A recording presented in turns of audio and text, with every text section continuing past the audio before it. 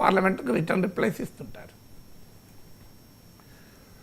బీహార్లో election commission of India నిర్వహించిన special intensive రివిజన్కు వ్యతిరేకంగా ఈ నవంబర్లో జరిగే అసెంబ్లీ ఎన్నికలను బహిష్కరించే యోచనలో ఆర్జేడీ ఉన్నట్లుగా తేజస్వి యాదవ్ ప్రకటించారు.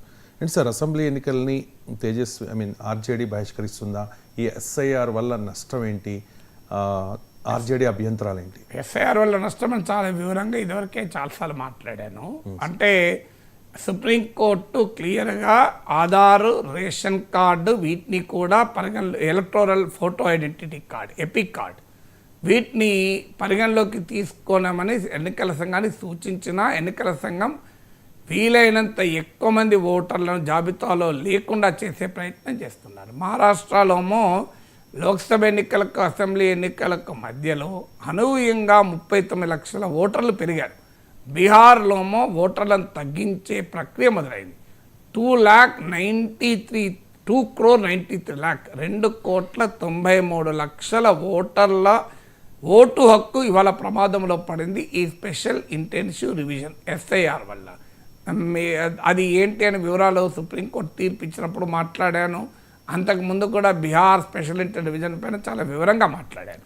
ఇప్పుడు సబ్జెక్టు దానికన్నా కూడా అసెంబ్లీ ఎన్నికలు వాయిదా వేస్తారా అనే సబ్జెక్ట్ కనుక బ్రీఫ్గా మాత్రమే చెప్పాను. సో అందువల్లే ఆర్జేడీ నేను అన్నది ఏంటి అంటే, మేము చూస్తాము ఈ స్పెషల్ ఇంటెన్సివ్ రివిజన్ పేరిట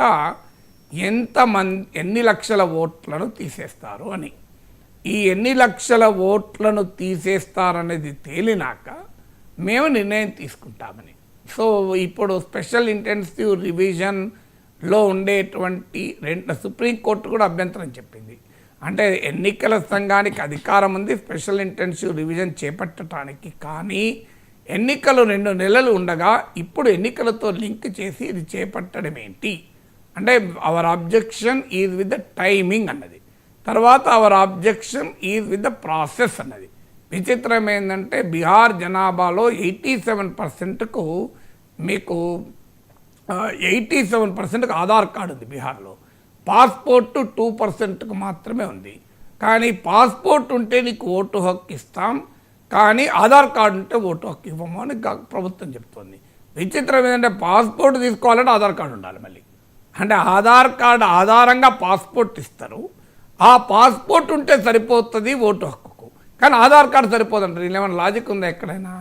సో ఆధార్తో పాస్పోర్ట్ వస్తే ఇబ్బంది లేదు, మరి ఆధార్ కార్డుతో పాస్పోర్ట్ తీసుకొని ఓటు హక్కు తెచ్చుకుంటే ఇబ్బంది లేదు, కానీ ఆధార్ కార్డు మాత్రం ఎలిజిబుల్ కాదంటారు. పాస్పోర్టుకు ఆధార్ కార్డే ప్రాతిపదిక. ఇంత విచిత్రం చూడండి. కారణం ఏంటి? పాస్పోర్టు బీహార్లో 2% ప్రజలకే ఉంది, 2%. సో 87% ప్రజలకు ఆధార్ ఉంది. ఆధార్ ఉన్నవాడేమో ఎలిజిబుల్ కాదట, ఆధార్ ద్వారా పాస్పోర్ట్ తీసుకుంటే ఎలిజిబుల్ అంట. ఏమన్నా లాజిక్ ఉందా?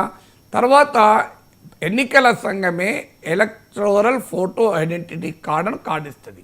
ఈ కార్డు ఉపయోగించుకొని 5 సార్లు 6 సార్లు ఓట్లు వేసిన వాడు కూడా ఇప్పుడు ఆ కార్డు పనిచేయదంటున్నారు. అంటే ఎన్నికల సంఘమే ఇచ్చిన కార్డు పనిచేయకపోతే ఇక ఏ కార్డు పనిచేస్తుంది? అంటే ఇది దొంగ ఫోటో ఐడెంటిటీ కార్డులు ఉండవచ్చు, దొంగ ఆధార్ కార్డులు ఉండవచ్చు అనేది వాదన అయితే, మరి దొంగ పాస్పోర్ట్లు ఉండవా? కాస్ట్ సర్టిఫికెట్లు ఉండవా? కాస్ట్ సర్టిఫికెట్ ఎలోడ్ అంటారు.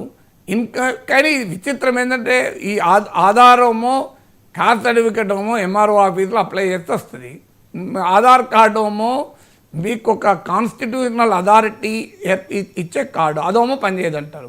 మిస్యూజ్ అవుతుంది అనుకున్నప్పుడు దాన్ని ఎలా ఆపాలి అనేది వేరే విషయం. ఆధార్ కార్డు ఏమో పాస్పోర్ట్ కూడా దొంగ పాస్పోర్ట్లు వస్తున్నాయి, కాస్ట్ సర్టిఫికేట్ కూడా దొంగ తీసుకుంటున్నారు. దొంగ సిటిజన్స్ కాని వాళ్ళు, ఇల్లీగల్ ఫారినర్స్ ఉంటే వాళ్ళని ఏరివేయండి, అభ్యంతరం లేదు.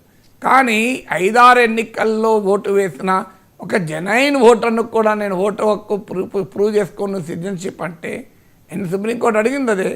సిటిజన్షిప్ని డిసైడ్ చేసేది ఎలక్షన్ కమిషన్ కాదు కదా అని, అది మినిస్ట్రీ ఆఫ్ హోమ్ అఫేర్స్, ఆ ప్రక్రియ వేరు కదా అని. సో అందువల్ల ఇప్పుడు ఆర్జేడీ కూడా ఆలోచించేది ఏంటంటే, ఈ ప్రక్రియ పైన తీవ్ర వ్యతిరేకత రాజకీయంగా వచ్చింది, దేశవ్యాప్తంగా నిరసనలు వ్యక్తమయ్యాయి. సుప్రీంకోర్టు కూడా స్పెషల్ ఇంటెన్సివ్ రివిజన్ చేపట్టవచ్చు, ఆ హక్కు అధికారం ఎన్నికల కమిషన్కు ఉంది ఆర్టికల్ 324 ఆఫ్ ద కాన్స్టిట్యూషన్ ప్రకారం. కానీ అది టైమింగ్ అండ్ ప్రాసెస్తోనే మా అభ్యంతరం అని చెప్పింది. అందువల్ల ప్రతిపక్షాలు చూస్తున్నాయి ఈ స్పెషల్ ఇంటెన్సివ్ రివిజన్ అభ్యంతరాలు సుప్రీంకోర్టు తీర్పుల ఒత్తిడి మేరకు కాస్త వెనక్కు తగ్గి న్యాయం చేస్తారా, లేదా కోట్లాది ఓటర్ల జాబితా నుంచి తొలగించే ప్రయత్నం చేస్తారా చూస్తున్నారు.